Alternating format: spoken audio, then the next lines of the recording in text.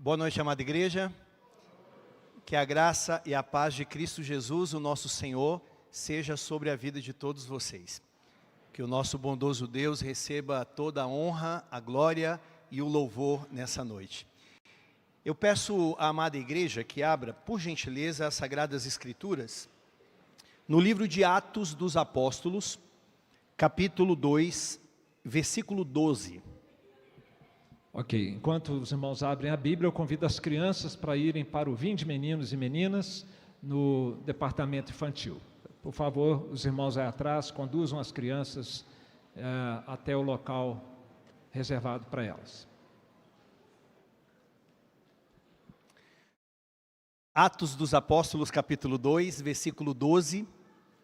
Nós vamos meditar nessa noite, do versículo 12 até o versículo de número 21. Atos 2, 12 a 21.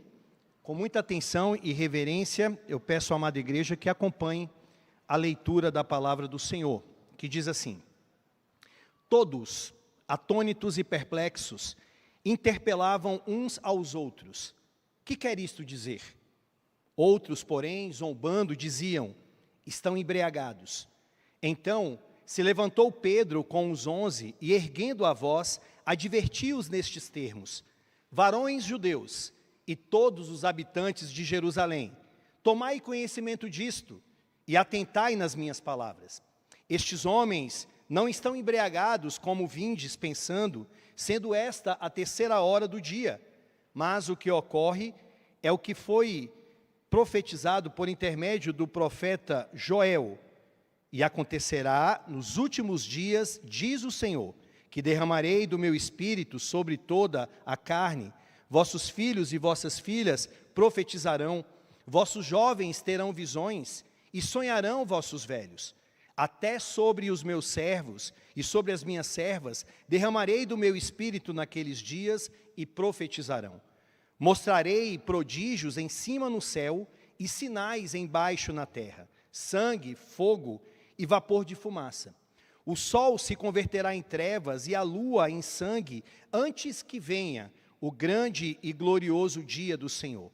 E acontecerá que todo aquele que invocar o nome do Senhor será salvo. Vamos orar. Querido Deus, nós já damos graças, Pai, por tudo que o Senhor já fez por nós nessa noite. Mas pedimos, Pai, neste momento, pelos méritos de Jesus Cristo, fale conosco. Abra o nosso entendimento, Senhor Deus. Encha-nos da Tua palavra para que possamos viver pautado pela mesma.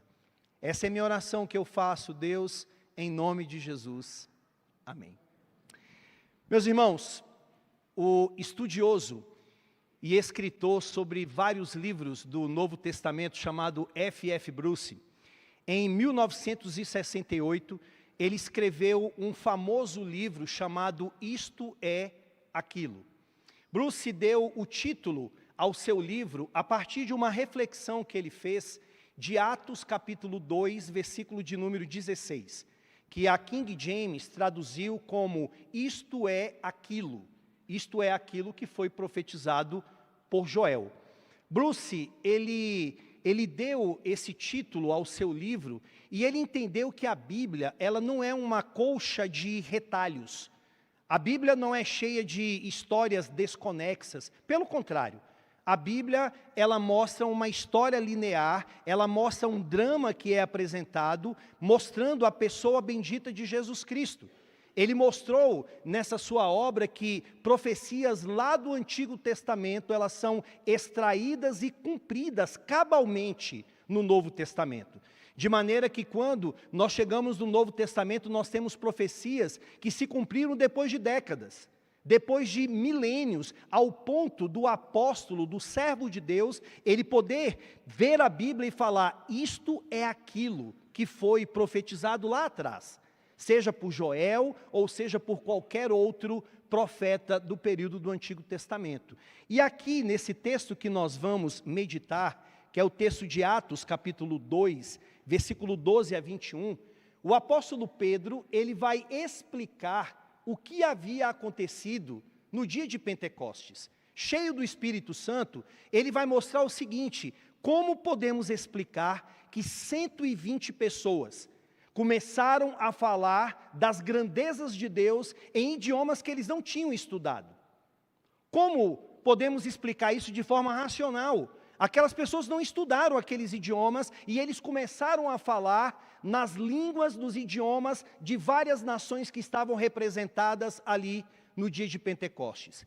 Pedro, então, cheio do Espírito, ele vai dizer que o que aconteceu ali naquele dia foi aquilo que foi profetizado pelo profeta Joel. Em outras palavras, Pedro estava dizendo o seguinte: isto é aquilo. O isto é o quê? Aquele milagre de Pentecostes, aquele milagre do avivamento, aquele milagre do Espírito Santo que veio sobre ele, isto é aquilo que foi profetizado por Joel lá atrás. Então, é sobre isso, meus irmãos, que nós iremos tratar nesta noite. Isto é aquilo.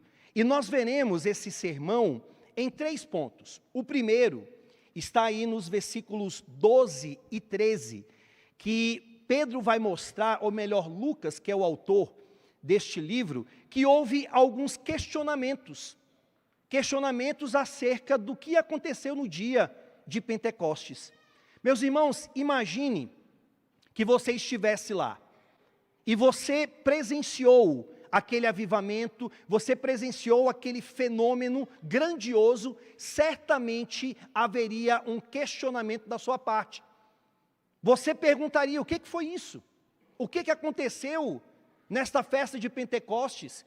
E Pedro, no seu sermão, ele vai mostrar que de fato houve pessoas que questionaram, alguns com questionamento até legítimo, querendo aprender, e outros, infelizmente, de forma desdenhosa, começaram a zombar. Então, olhe, por favor, para o versículo de número 12. O texto começa assim: todos, atônitos e perplexos, interpelavam uns aos outros. O que quer isso dizer? Ou seja, eles estavam dizendo: o que foi isso? O que acabou de acontecer aqui nesta festa de Pentecostes? Irmãos, reparem que esse questionamento que essas pessoas fizeram foi um questionamento sincero. Eles estavam querendo aprender o que foi isso, o que aconteceu. Só que a pergunta que eles estavam fazendo não era a pergunta da seguinte maneira: o que essas línguas querem dizer para nós? Não é como se eles estivessem diante de pessoas que estavam falando línguas que não eram inteligíveis, de pessoas que estavam falando glossolalias ou de forma estática, e sem ter um intérprete, então eles chegaram e disseram: o que essas línguas querem falar para nós? Não era isso. Na verdade, aquelas línguas que foram faladas ali no dia de Pentecostes, foram línguas inteligíveis, idiomáticas. Aquelas pessoas falaram no vernáculo daquelas nações que estavam representadas ali. A questão que chamou a atenção deles, ao ponto deles ficarem atônitos e perplexos, foi como que essas pessoas, esses galileus, começaram a falar nessas línguas que eles nunca estudaram. Isso que chamou a atenção deles. Era até esperado, amada igreja, que um judeu do século I, ele fosse trilíngue. Ele poderia falar o aramaico, que era a língua dos seus pais quando estavam no cativeiro. Eles poderiam e certamente falavam em hebraico, que era a língua do culto, a língua do templo. E eles também falavam o idioma que era o idioma de todos daquela época, o grego koiné, que era como se fosse o inglês para nós. Agora, era demais falar todas aqueles idiomas como eles estavam falando ali. Por isso que a pergunta legítima que eles fizeram foi essa: o que isso quer dizer? O que essas pessoas estão falando? Mas vejam no versículo de número 13, que enquanto alguns fizeram perguntas sinceras e legítimas, outros zombaram daquilo. Outros desdenharam. Versículo 13 diz assim: outros, porém, zombando, diziam: estão embriagados. A tradução da palavra outros é a palavra heteros, que significa heterodoxo. Essas pessoas tanto eram diferentes daquelas outras, mas principalmente a diferença se dava pela disposição do coração deles. Os outros queriam saber, queriam conhecer, queriam crescer no conhecimento acerca do Senhor, mas esses não, esses estavam zombando, desdenhando, desfazendo, colocando aquelas coisas como se fosse de só menos importância, e disseram: eles estão bêbados, estão cheios de vinho.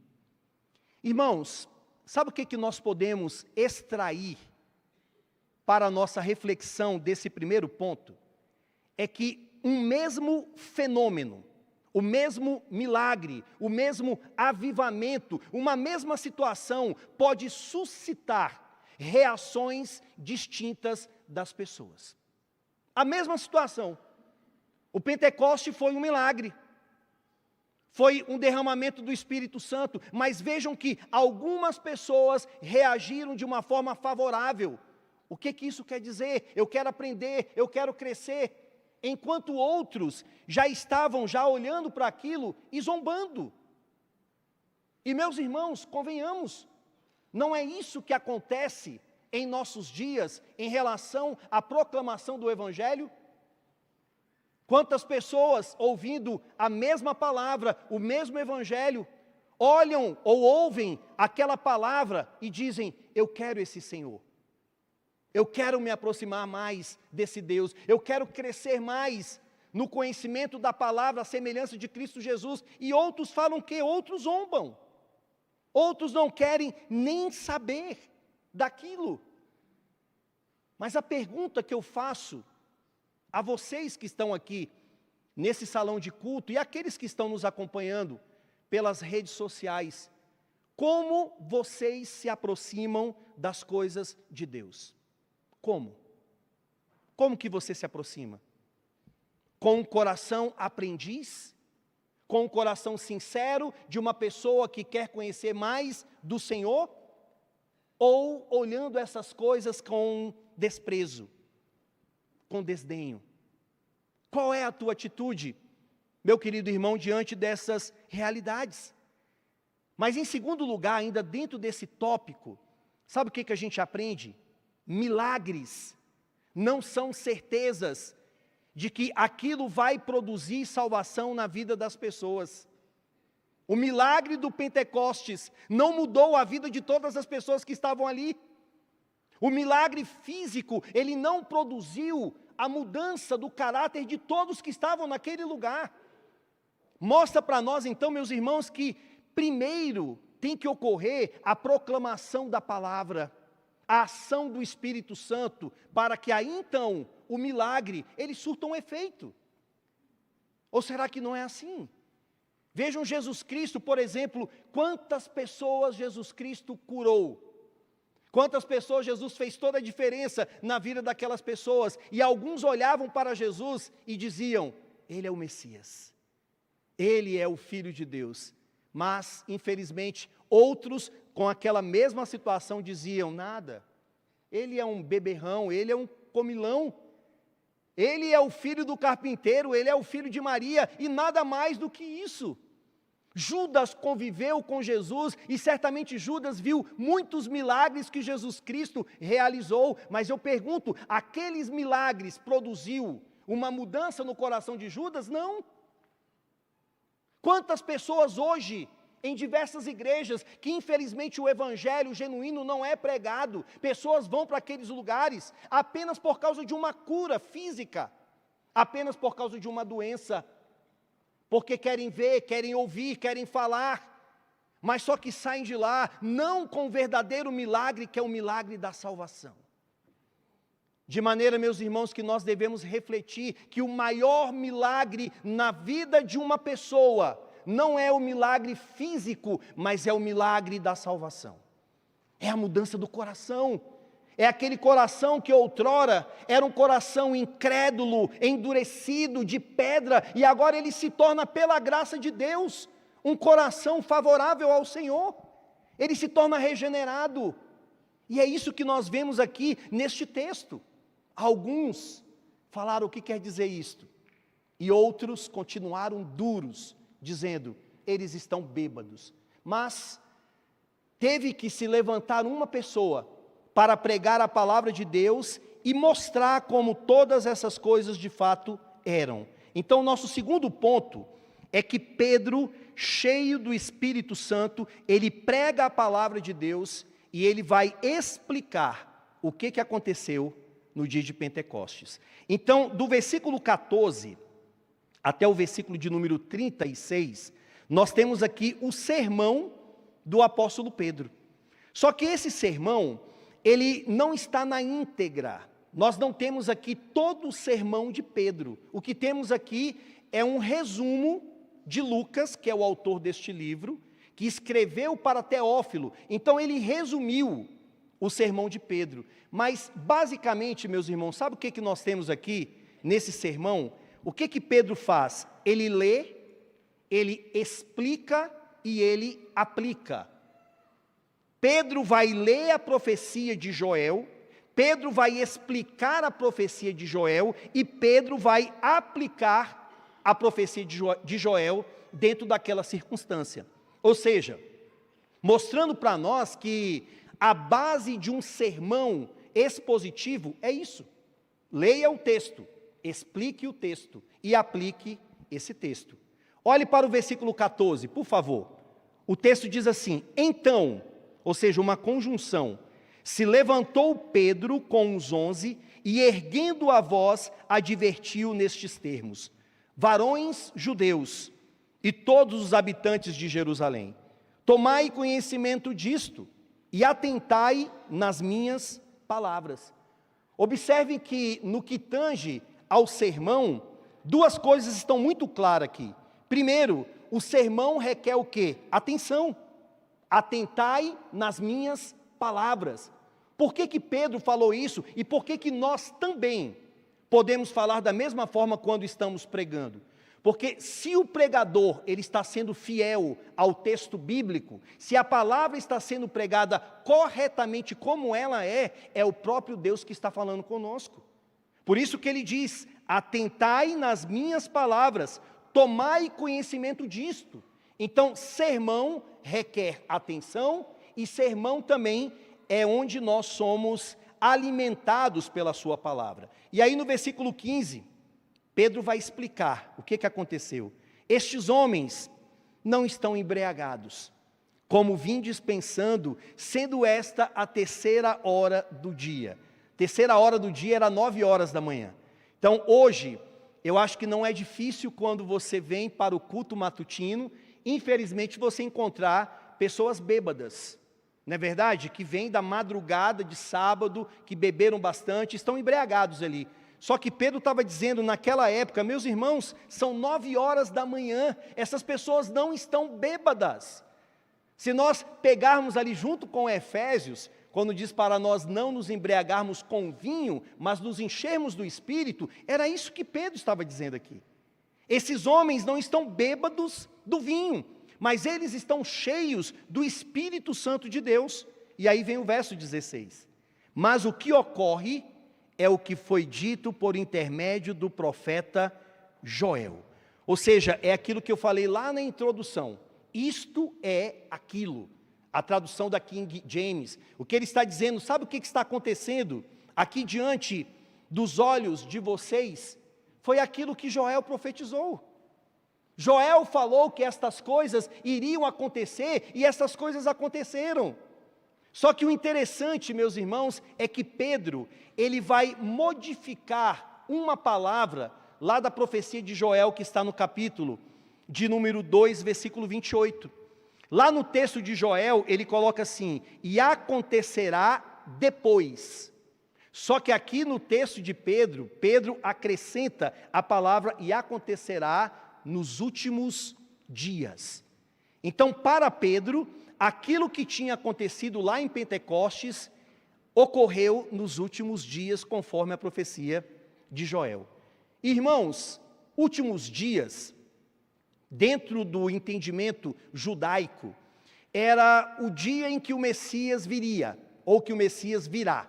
Para eles, esse último dia ou últimos dias ainda vão acontecer. Só que dentro de um entendimento bíblico, últimos dias são os dias que nós estamos vivendo. São os dias que foram inaugurados com a primeira vinda de Cristo e também com a vinda do Espírito Santo lá em Pentecostes. Então, nós estamos vivendo os últimos dias, caminhando para o último dia, que será o dia da segunda vinda de Cristo. Então, já fazem mais de 2000 anos que nós estamos vivendo esses últimos dias, caminhando para o último dia, que será o dia final, o dia do juízo final, o dia do Senhor, o dia da vinda do nosso bondoso Deus. Agora, olhe para o verso 17. Pedro diz assim: e acontecerá nos últimos dias, diz o Senhor, que derramarei do meu espírito sobre toda a carne. Vossos filhos e vossas filhas profetizarão, vossos jovens terão visões e sonharão os vossos velhos. Até sobre os meus servos e sobre as minhas servas derramarei do meu espírito naqueles dias e profetizarão. Meus irmãos, que texto maravilhoso. Pedro, pregando a palavra do Senhor, ele está tratando aqui sobre a universalidade do derramamento do Espírito de Deus. Pedro está mostrando que lá na época de Joel, o Espírito já atuava, sim. O Espírito já salvava, o Espírito já derramava de dons sobre pessoas, o Espírito Santo já capacitava as pessoas para fazerem a obra, só que isso acontecia em poucas pessoas.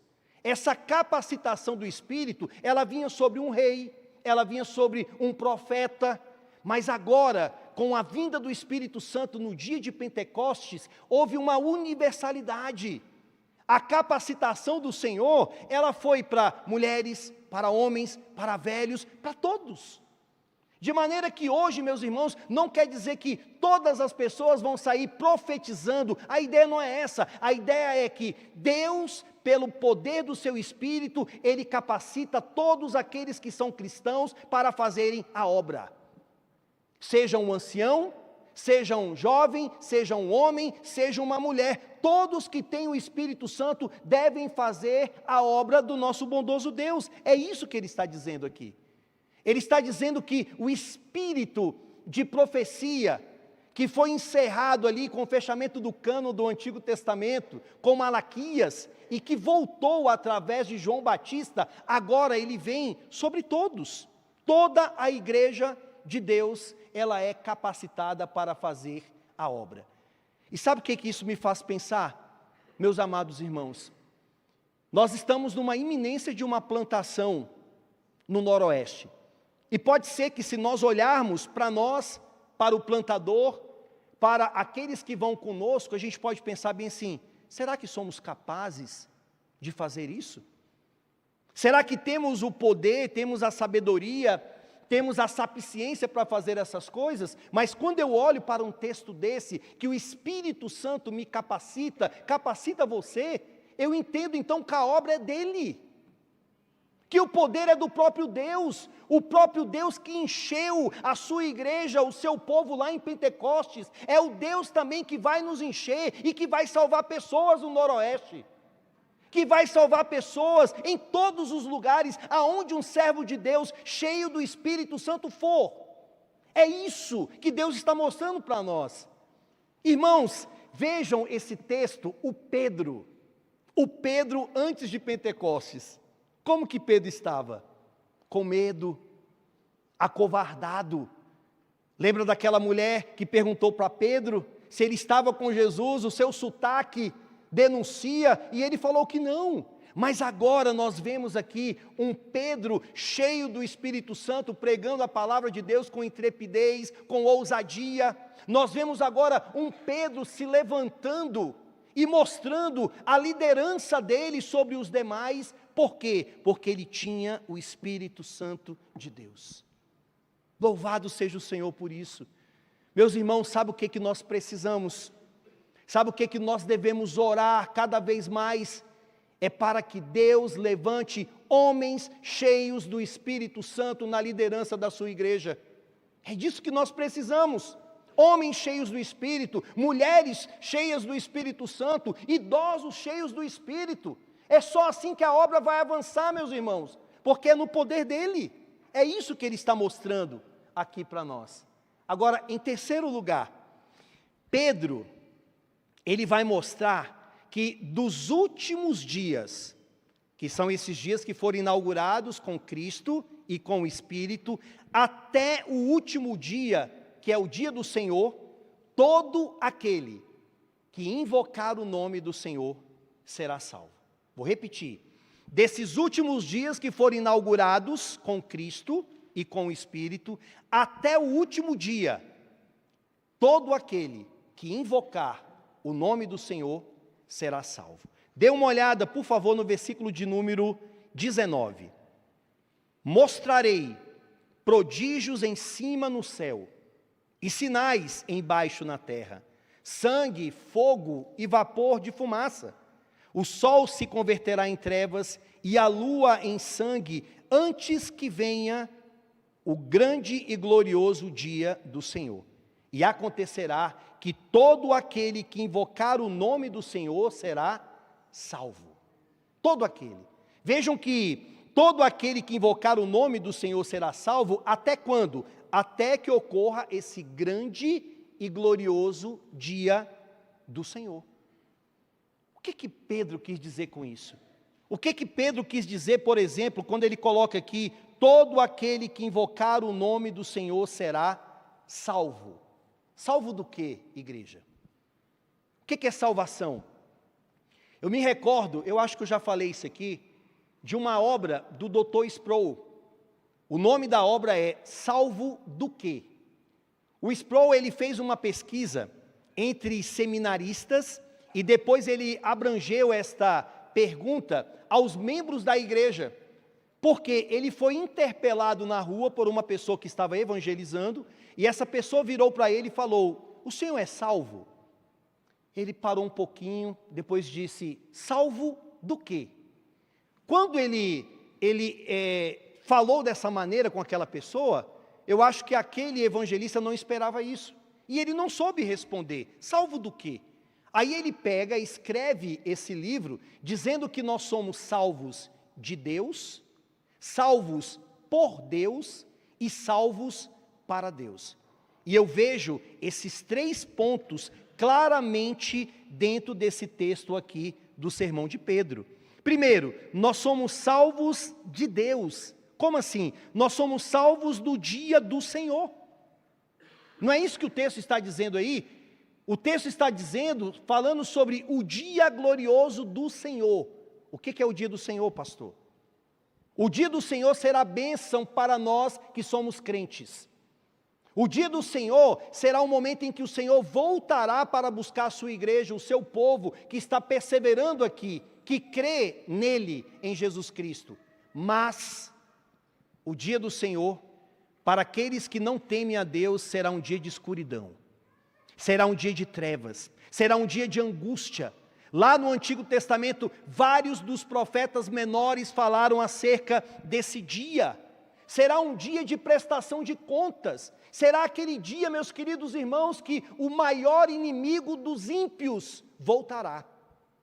E eu não sei se você sabe, quem é o maior inimigo dos ímpios?